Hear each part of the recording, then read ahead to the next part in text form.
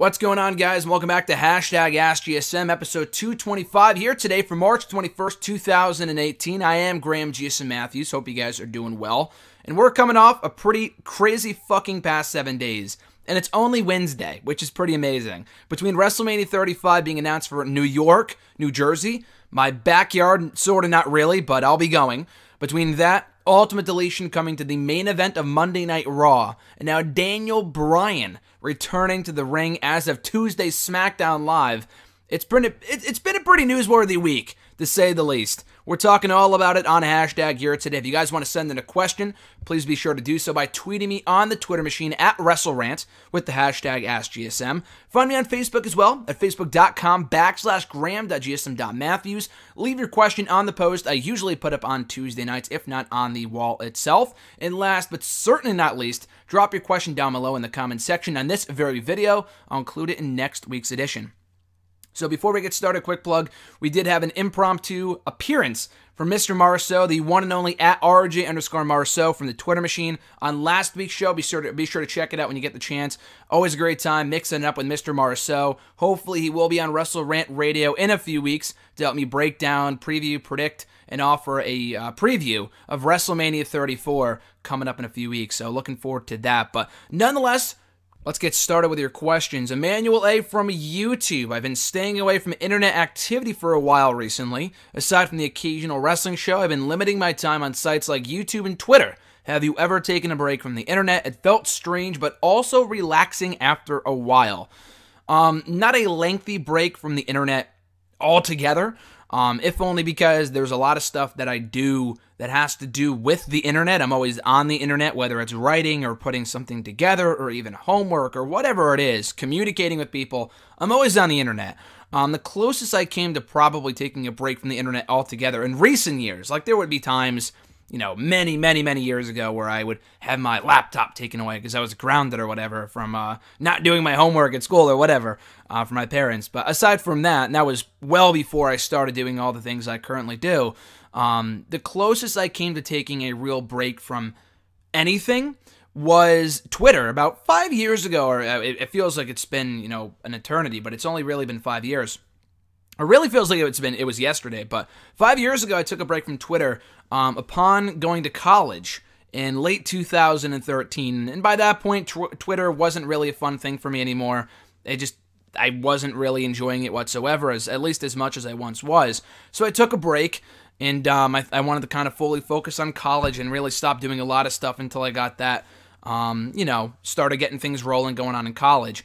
So once I did that, I came back to Twitter a few months after that, right around Christmas time 2013, and I've been on Twitter for the most part ever since. And now there have been times since then I would take a couple days off or a week off from Twitter, which is always nice. You know, it's always nice to not have to go right on Twitter and tweet out my thoughts and not see what other people are saying about other things, which is always great. Sometimes it can be a bit much with like the negativity towards like certain things and people pooping all over stuff. Sometimes it can be a bit overwhelming, but overall Twitter is a great place to be. And then YouTube, I'm always on YouTube anyway because I'm posting or watching videos or whatever, so I never really take a full-on break from YouTube.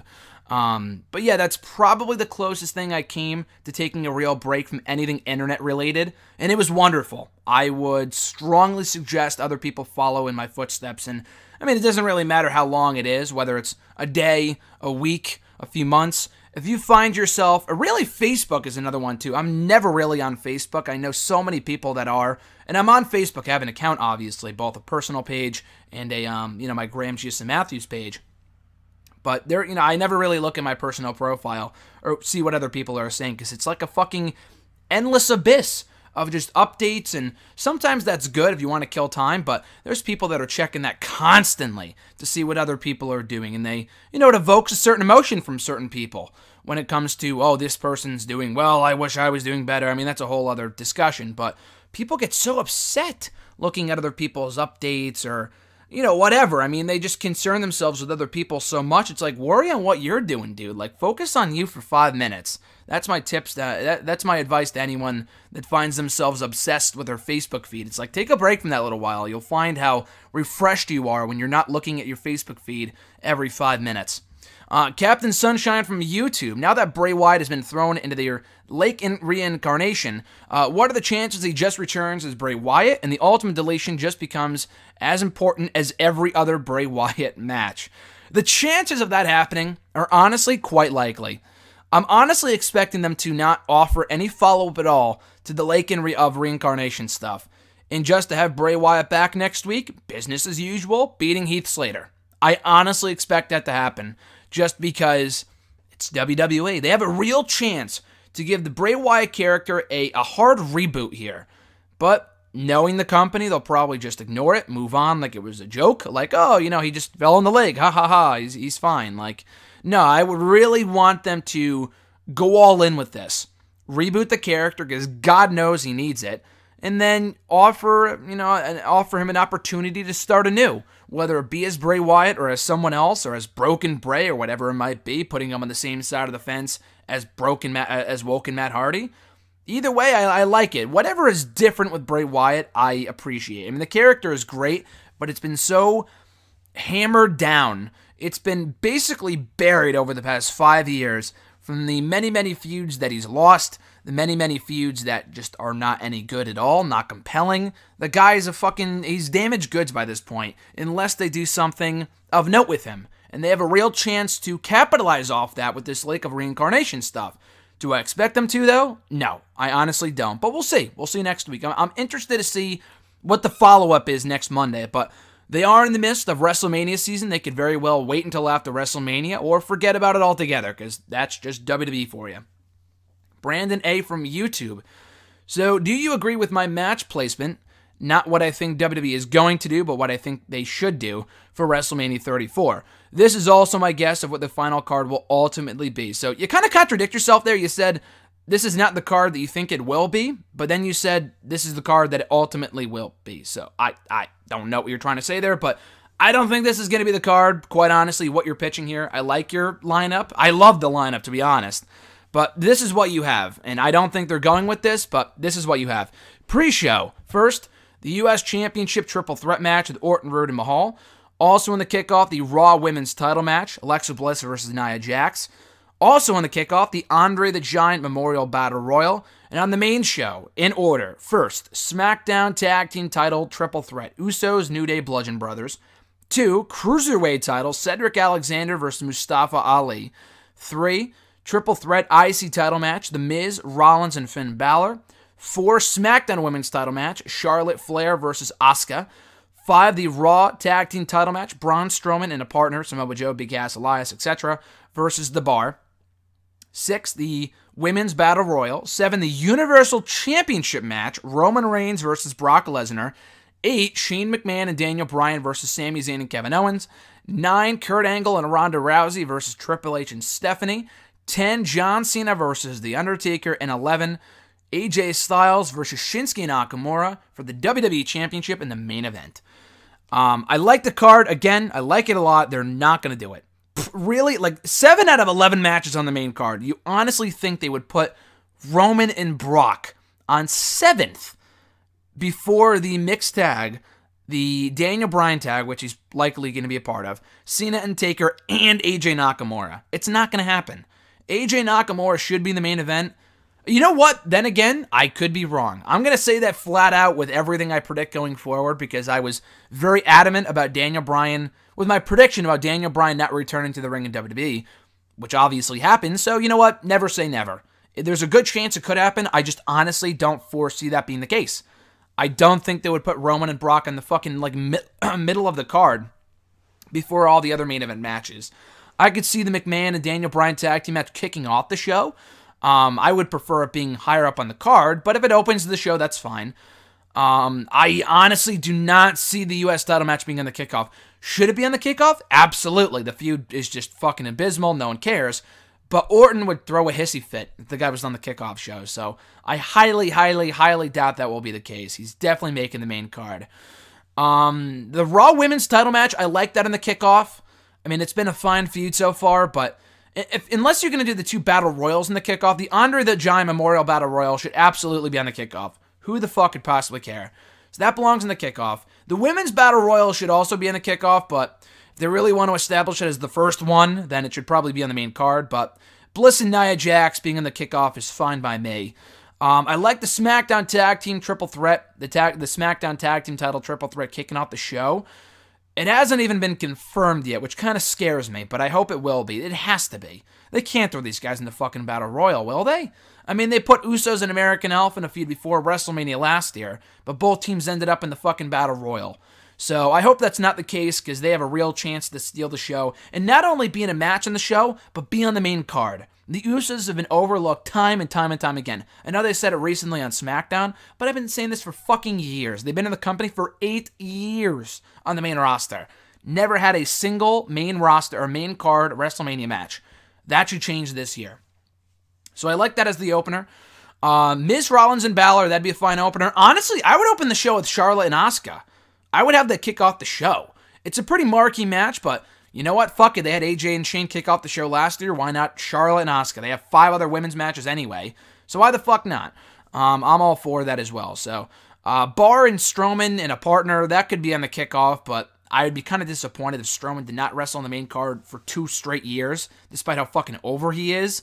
So that should probably be in the main card. But I think the biggest takeaway from your lineup, which, again, I like a lot for the most part, I just do not see them putting AJ Nakamura on last. I would rather take, honestly, Roman and Lesnar in the main event over the mixed tag team match. I think the mixed tag team match is going to be good, but I have this fear that they're going to have a main event the show, which I know Ronda Rousey, her debut match, but I don't know. I would much rather have the main event, the first ever women's main event in WrestleMania history, be solely a women's match, not fucking with Triple H involved, God forbid. He had his time 2 years ago when he main evented the show.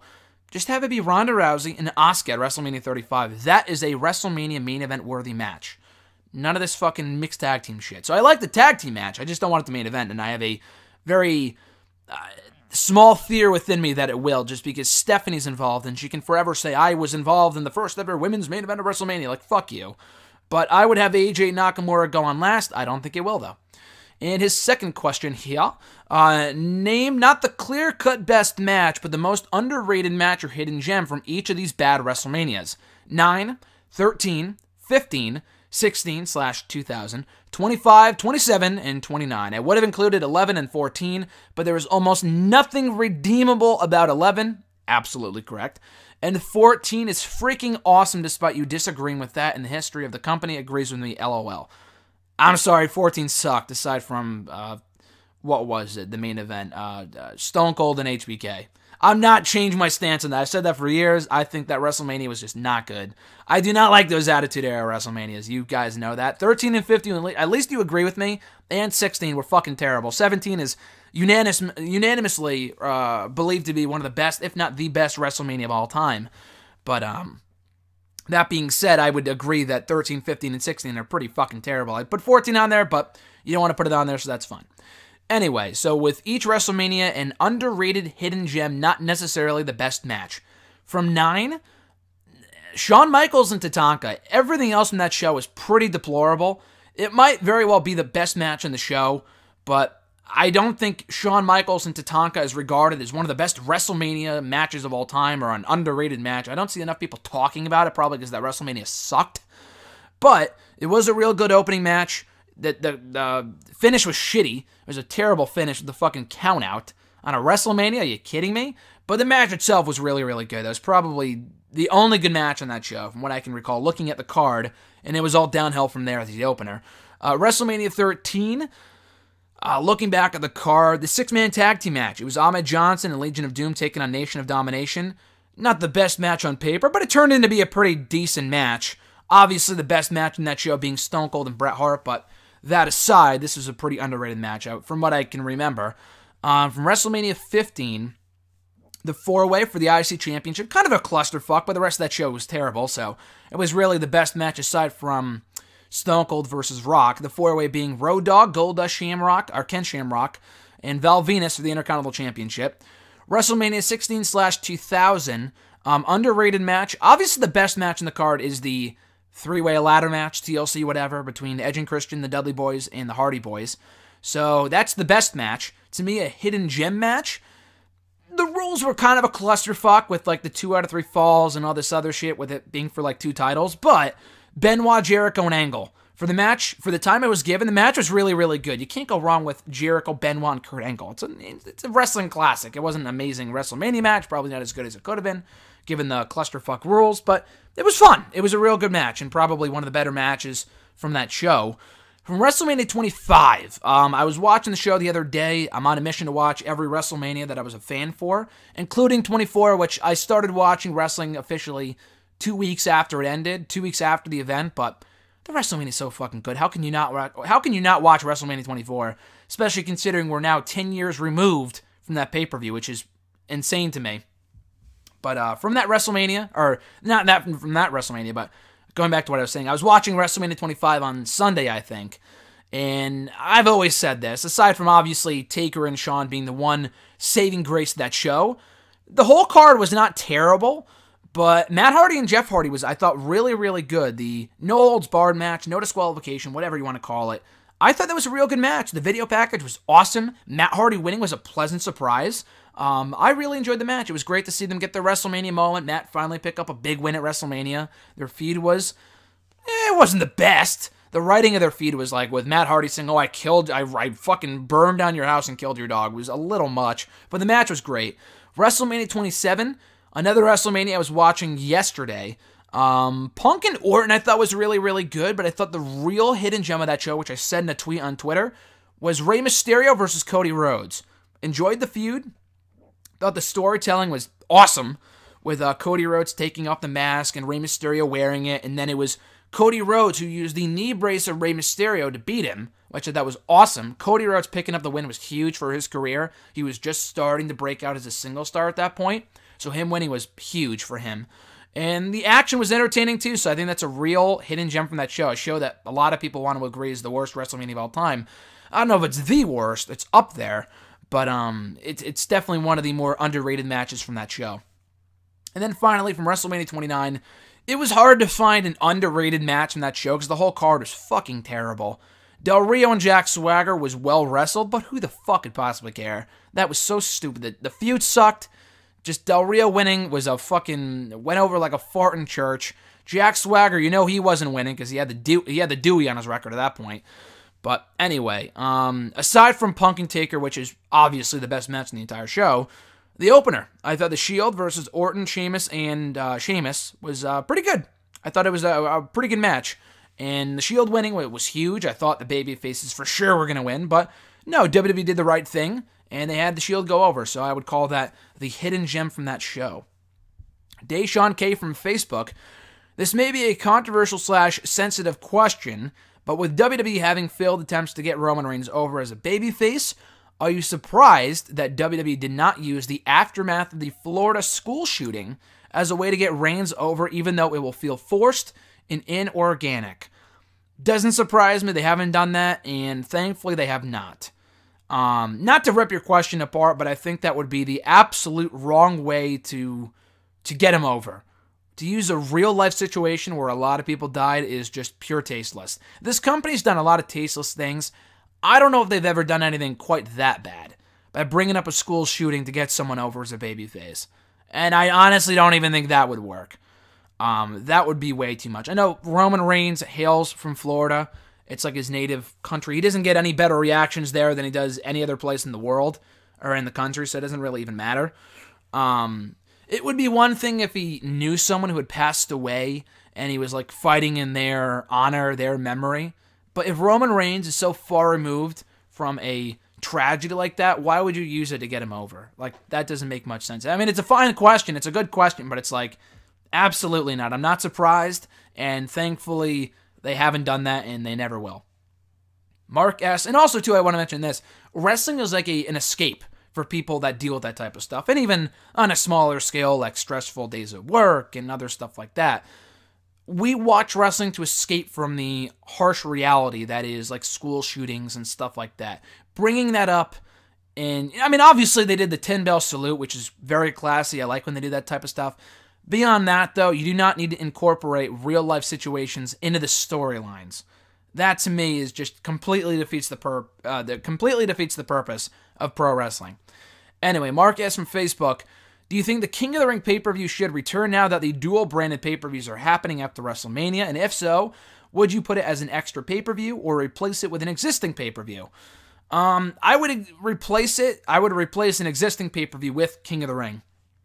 I think as the current schedule looks right now, after WrestleMania, we have one pay-per-view a month. I think we have Backlash in May, June Money in the Bank, July not Battleground. I think we have Payback in July. I don't know. I feel like they got rid of Payback. I forgot what's happening in July. I know Battleground is gone. Payback, I'm not too sure about. Great Balls of Fire is gone. I feel like it's Payback. I'm not 100% sure. Anyway, SummerSlam obviously in August. September, I think, is Clash of Champions. I don't remember. They really mixed up the schedule. I think September is Hell in a Cell. October is... I don't remember exactly what the new schedule is looking like. No, I think October is TLC. And then November Survivor Series. And then Clash of Champions, I think, in December, if I'm not mistaken. So that being said, we don't need an extra pay-per-view. I like the one pay-per-view a month format. Not too high in the dual-branded pay-per-views, but if they are going back to that, which they already confirmed that they are, bringing back King of the Ring makes sense. I would replace whatever the July pay-per-view is. Payback, who the fuck cares? Put King of the Ring in that spot instead, and, you know, like was the case in 2002, whoever wins the King of the Ring tournament gets a title shot at SummerSlam. To me, that makes the most sense. Doing it for honor or for the fucking crown and the robe, who cares? Yeah, like that got Barrett over in 2015. Oh yeah, that did wonders for his career. Walking around with a fucking plunger as the scepter, beyond stupid. Mark's second question. Since we don't see a lot of the currently lower-ranked SmackDown wrestlers, would a TV title across both main roster brands be a good or bad concept? Bad idea. I mean, I like the idea of a TV title.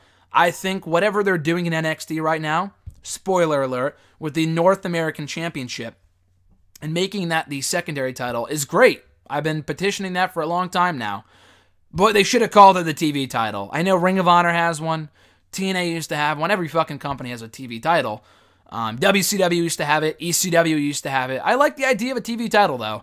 Better than a North American Championship, in my personal opinion. But whatever.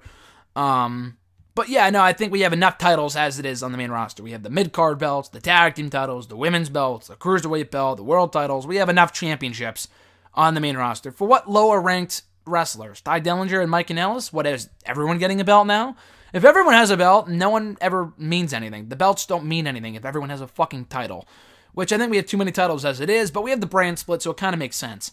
So aside from that, though, bringing in a TV title just for the sake of having a TV title, just to me would make no sense. Do you think there will ever be an NXT versus main roster themed Survivor Series, or might it not happen because some fans don't watch NXT? I mean, it could happen, but I think what they've gone for in past years is the Raw versus SmackDown concept, which to me makes more sense. It's not like the brand rivalry really means anything anyway, because they do it every fucking month, so who cares? They do it a mixed match challenge. Why should I care about it at Survivor Series? I don't care about Raw versus SmackDown. They could make me care, but the way they book their programming from week to week does not make me care about Raw versus SmackDown. Anyway, bringing NXT into it, I just don't like that idea. We've talked about it before here on the show many, many years ago, but I feel like they would make NXT out to look, inferior. That was the word I was looking for. Look inferior to the main roster guys. Like, they would bury them. The main roster guys would have to win, because NXT is developmental after all. I know Kevin Owens beat John Cena as the NXT champion a few years ago, but it's a rare case. Otherwise, you would not be seeing the NXT guys beating main roster guys, even though in many cases they are better. So I don't think, and not to say that'll never happen. I'm just not too high on the idea, if only because I just don't think they would book it correctly. And just keep NXT as its own entity. Don't have it be an invasion angle in the main roster. Like, they wouldn't book it properly, so don't even bother doing it. His next question here.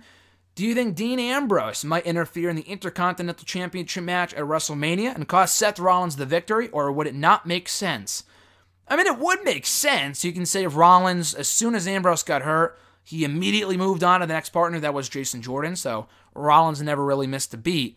I think what they will do instead, though, instead of having Ambrose come back and then turn on Rollins night one, is do the slow build. have him come back and try to re-partner up with Rollins, and Rollins says, I'm kind of done with the tag team thing, I'm moving on, and then Ambrose gets jealous, and then he goes heel. I mean, I would like it if they had him go heel on night one, because Ambrose as a heel is long overdue. Should have happened at least a year or two ago. But I don't think they'll take that route, so... I mean, it could happen. I don't see it happening. That would set up a pretty hot feud for after WrestleMania if it did happen like that. I don't see Ambrose coming back in Mania, though. I'm not sure even what his progress is. I know he recently reported to like a doctor to get a checkup. But beyond that, I have not heard an update on Dean Ambrose. I know the company was saying like 9 months a few months ago, but they usually over-exaggerate things just because they can and because it makes it a bigger deal when they come back early. So I don't know if that's the case with Ambrose, but as far as I know, he won't be back for WrestleMania, even if it's to cost Rollins the match. His next question here, what would you think of Big Cass being Braun Strowman's tag team partner at WrestleMania if he was cleared, seeing they both have a similar wrestling style and mentality? So, from what I understand, Big Cass is cleared. That was reported, I think, on Tuesday, just yesterday, that he is 100% good to go. I figured he would be. I thought Big Cass would be good to go by the night after WrestleMania. I've been saying that for a few weeks now. I figured Big Cass would return the night after WrestleMania. They should still do that. Putting Big Cass in a tag team again. First of all, who the fuck could possibly care about Big Cass? Who gives a shit? Being with Enzo Amore was his only way to get over. Enzo on his own was a bit better off. The guy sucked as a wrestler. Big Cass is better. But that Big Cass versus Enzo feud last year was horrid. It was terrible. The matches were nothing. Enzo was terrible. Big Cass is not good. That Big Cass versus Big Show feud, that SummerSlam match was fucking terrible. It was awful. Not to say that they're not going to push him, because just because he can't wrestle for shit doesn't mean they won't push him. I mean, Enzo Amore was fucking champion for like 3 months, and the only reason they got the title stripped from him was he was a fucking rapist and had to be fired. That was the only reason they took the belt off the guy.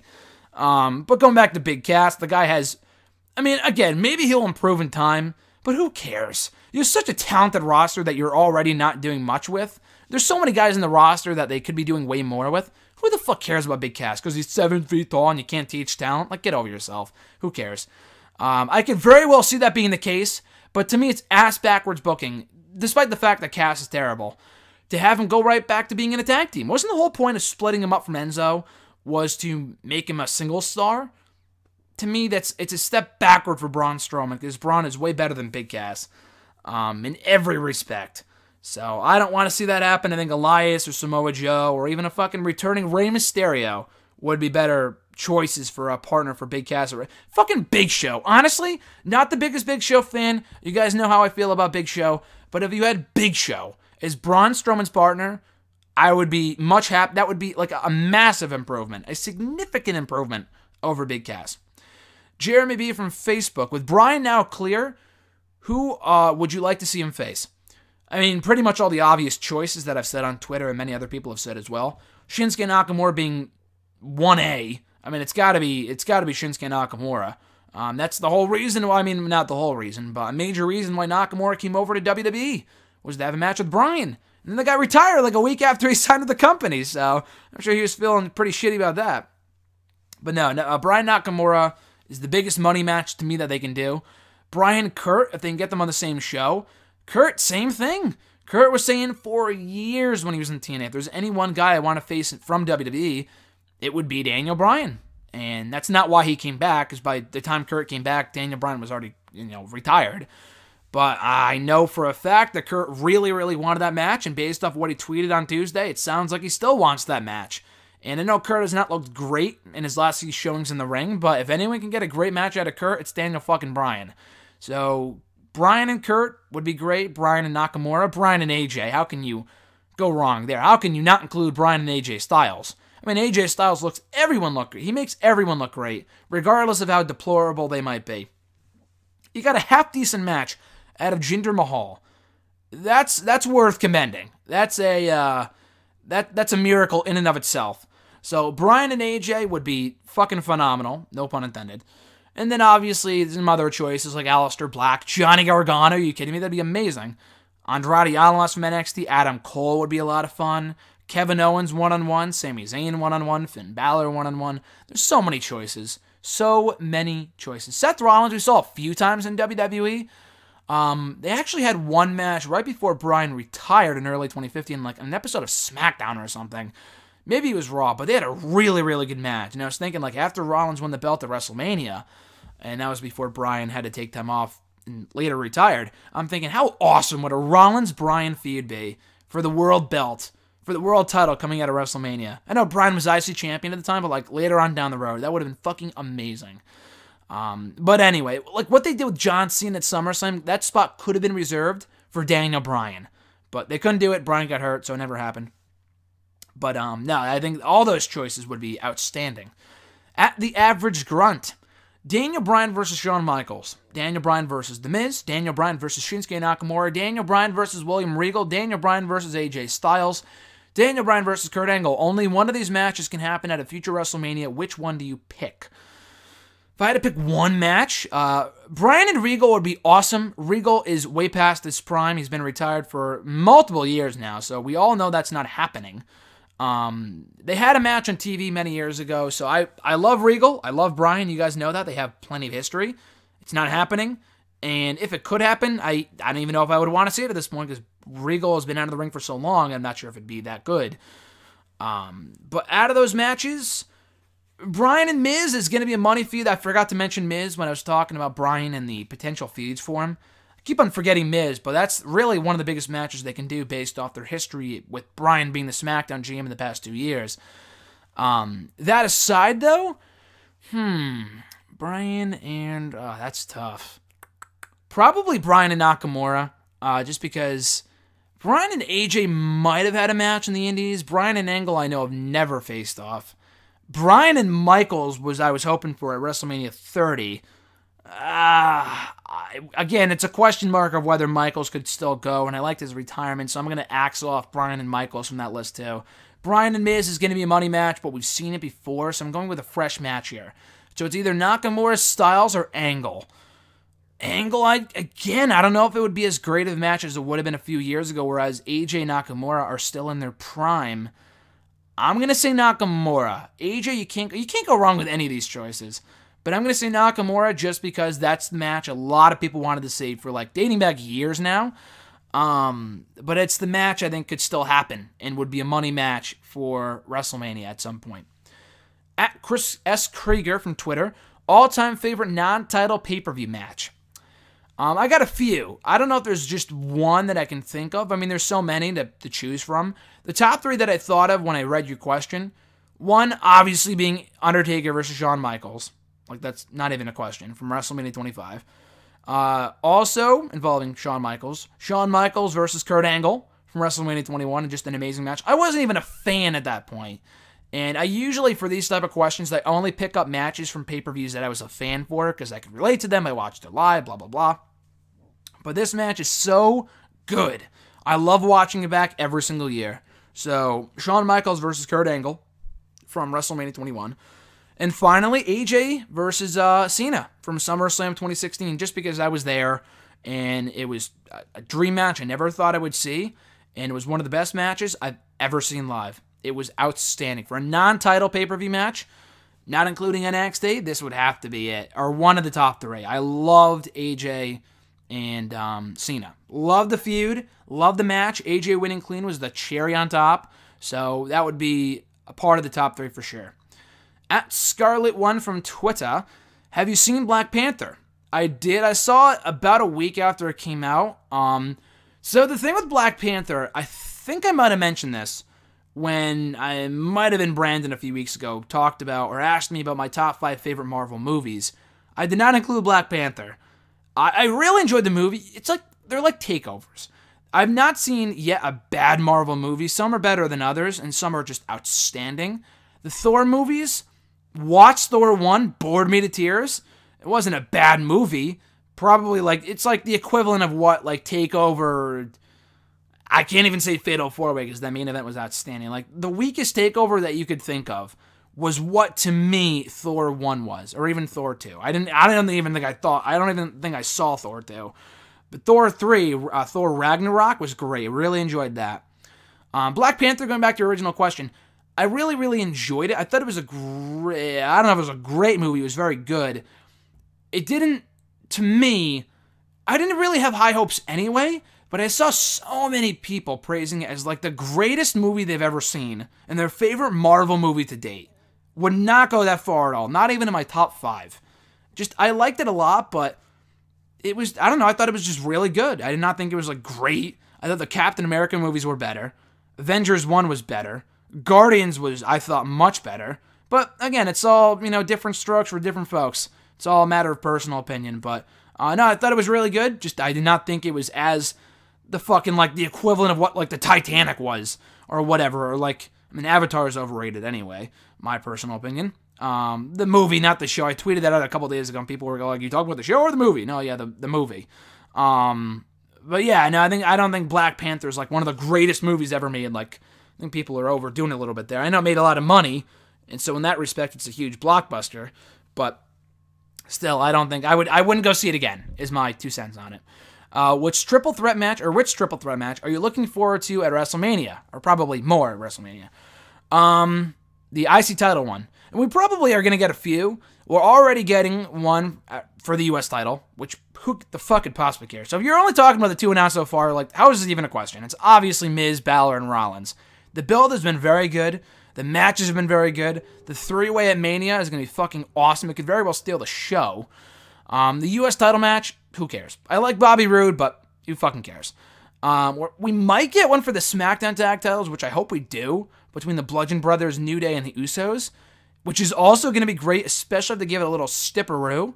But even with that in mind, I still think I'm looking forward to more the 3-way for the IC title. Also from Scarlet 1, favorite and least favorite matches from the recent Cruiserweight tournament. Favorite? There's so many great ones. The whole tournament was great. If you're not watching 205 Live recently, if you haven't been watching it since the reboot of the show with the tournament, you're missing out. There's a lot of great matches, a lot of great stuff to watch. My favorite might have been the most recent one from last week. I mean, the most recent would have been on Tuesday, but from last week. Cedric Alexander versus Roderick Strong. I saw the match live with RJ at an NXT house show about 2 years ago, year and a half ago at this point, in November 2016. Fucking amazing match. Really, really fun match. This was even better, what we saw on TV last Tuesday. Loved the match. The crowd was into it. Alexander winning and then crying afterwards, and the promo, everything about it was awesome. Really, really loved it. I love Roddy. I love Cedric, so that's definitely my favorite match so far. Not even, I mean, it really is, because the tourney's pretty much over. We're getting the finals of WrestleMania, but basically for every match, not including the finals, the tourney is over. For least favorite, there really wasn't a bad match. If I had to choose one, I was looking at the bracket earlier. Maybe Buddy Murphy versus Arya Daivari. And I thought Buddy Murphy looked really impressive. He looked real good. Better than I've ever seen him in NXT. The only reason I put that as my least favorite is because Daivari does nothing for me. Absolutely nothing. The guy is fucking bland as shit. In the ring, he's fine. He's not great by any stretch. How they even brought him in from the CWC is beyond me, because who the fuck could possibly care about this guy? But yeah, that's probably my least favorite match from the entire tournament. Nothing to do with Murphy, all to do with Daivari. At Rusty Rages, with our final 3 questions here. First one being, with the return of Daniel Bryan, will the match with Shane McMahon versus Sami Zayn and Owens now be Bryan and Shane versus Zayn and Owens at WrestleMania? Yeah, I would assume it will be, and it should be. It's the match that makes the most sense. My biggest knock against the Bryan, Shane, Owens, Zayn story they've been telling recently is that they're not going to let Bryan wrestle, but hell, they're going to let him wrestle now, so why not do the match? It would make no sense if it was any other match but that, to be quite honest. And it could be a lot of fun. I know people aren't high on the idea of Shane wrestling, and neither am I. For the 3rd straight year of WrestleMania, we have to have a fucking Shane McMahon match. But Daniel Bryan wrestling against Zayn and Owens for the first time in WWE could be a lot of fun. So I'm looking forward to that, and I think it could be a blast. So yeah, I think that's the match they will do, the match they should do. His second question, are you okay with WrestleMania 34 being a reported 8 hours long, an 8-hour show? It's not going to be an 8-hour show. It might be 7 hours. Okay, so let's look at it this way. People are so fucking stupid. I'm not saying you're stupid, Rusty, but I'm just saying, like, people went up in such a fucking, like, people are going nuts on Twitter on Tuesday. I talk about fake news here on the show here all the time. Ringside News, fake news. Fucking terrible website that does not have credible sources ever. Even worse than that, and I might have said here on the show before, at Slice Wrestling, I've called them out on their bullshit multiple times, which is why I'm blocked by them, and I never really get blocked by people, but I'm blocked by this account. Because they're fucking stupid. They have no sources. Why people believe this account is beyond me. They either rip reports from other websites or make up shit that's fucking obvious. Oh, Jim Ross might be calling Cena and Taker. Well, no fucking shit. Jim Ross, didn't he call Taker and Roman last year? He's on a deal with the company? Obviously, he's going to be calling the match. Don't be fucking stupid, people. Oh my god, what breaking news? Give me a break. Like, this is nothing new here. I was looking through the account, like, again, I'm blocked, so I had to go into a different browser or log out or whatever. It's like, the things that this account is reporting is like, that people are taking as gospel is beyond me. You put breaking news in front of anything, people will believe it. Oh, China's coming back, or CM Punk's coming back. If I tweeted that out today, people would believe it. And I mean, people might find me credible, which, I mean, I guess I kind of am. Not really. I'm not a journalist like Dave Meltzer is or whatever, so don't believe much of what I say unless I get it from someone else, or credit like Dave Meltzer or PW Insider, or, you know, even Pro Wrestling Sheet is really, really good. Ryan Satin, he's a real credible source. Slice Wrestling is fucking fake news at its finest. So anyway, he had quote-unquote reported, tweeted the other day that it's going to be a 4-hour or 5-hour show, a 2-hour kickoff, and then a 1-hour pre-show. You people are fucking stupid for believing this shit. The pre-show is the fucking kickoff. We're not getting a 3-hour pre-show. People are so stupid. The kickoff is the fucking pre-show. If you're talking about, like, on YouTube, like where Renee Young does her little panel and some shit, like, maybe that, but it's not a part of it. It's on YouTube. It's not a part of the show. The real pre-show is going to be 2 hours long. People need to stop freaking out over this. It might be a 7-hour long show like last year. WrestleMania is supposed to end at 11. It's a 4-hour show. They've gone overtime the last couple of years. They went almost an hour overtime in 2016. They went about an hour and a half overtime in 2017. They went real overtime. This year should be no exception. It will likely be a 7-hour show, including the kickoff. The fact that people would not even look into the fact that the kickoff is the fucking pre-show is ridiculous. That just goes to show that people are so gullible, and they'll buy anything that says breaking news or source, report. It's like, look at the fucking source. If he's not crediting anyone, then take it as with a grain of salt. Or better yet, don't take it at all, because it's fucking fake news. So, people need to realize that. Third question from Rusty Rage is our final question of the day. Which match in the WrestleMania 34 card, either confirmed or speculated on, are you most excited for? It's got to be AJ Nakamura. I'm excited for TakeOver 2 with the ladder match and Black and Almas and that entire card. But from WrestleMania 34 alone, the whole card should be good. I think Asuka and Charlotte should be really good. Even Roman and Brock. People are pooping all over, oh, it's going to be terrible. Like, I think Cena and Taker is not going to be good. I've said that multiple times. But Roman and Brock, we have no reason to believe the match is going to be bad. Because their first match was so good. It was a great match. It's one of the better WrestleMania main events I've ever seen, to be quite honest. At least in the past 10 years. So we have no reason to believe it's going to be a bad match. And that was the last truly great WrestleMania main event that we had. Because Taker and Roman sucked. Triple H and Roman sucked. Roman and Brock, I thought, was really good. Before WrestleMania 30, which was also amazing. That was after WrestleMania 30, rather. But from this year's card, got to put AJ Nakamura number 1. The mixed tag team match I'm looking forward to, if only just to see how Ronda does. I don't think it'll be a great match, but should be interesting. Again, Charlotte, Asuka I'm looking forward to. The 3-way for the IC title. The 3-way for the US title, who cares? Battle Royals, who cares? The tag team title match, the Raw one, whatever. I like Braun, but whatever. The SmackDown tag team title one, which again speculated Usos, Bludgeon Brothers, and the New Day, of course. That should be real good too. So all those matches, I'm sure I'm forgetting a few, but those, I mean, even Bryan coming back. I'm looking forward to seeing Bryan back too, if he wrestles, and we do get the tag team match that we talked about a few minutes ago. But aside from that, though, I think I'm most looking forward to AJ Nakamura in the main event. Hopefully, I mean, it won't be the main event, but as one of the main events at WrestleMania. Hopefully, AJ is not hurt. I mean, I think he is hurt. But hopefully, he will be 100% by the time WrestleMania rolls around. So anyway, guys, thank you for checking out the show. As always, episode 225 here today of #AskGSM. We will be back next week as we inch closer and closer to WrestleMania 34. with another edition of hashtag AskGSM. If you want to send in a question, tweet me on the Twitter machine at WrestleRant with hashtag AskGSM. Find me on Facebook at facebook.com/Graham.gsm.Matthews. Leave a comment on the post I usually put up on Tuesday nights, if not on the wall itself. And last but certainly not least, drop your question down below in the comment section in this very video. I'll include your question in next week's edition. So with all that being said, guys, rejoice! Daniel Bryan is back in a wrestling role. All is well with the world again. I'll see you guys next Wednesday. I'm Graham GSM Matthews, and I'll catch your ass down the road.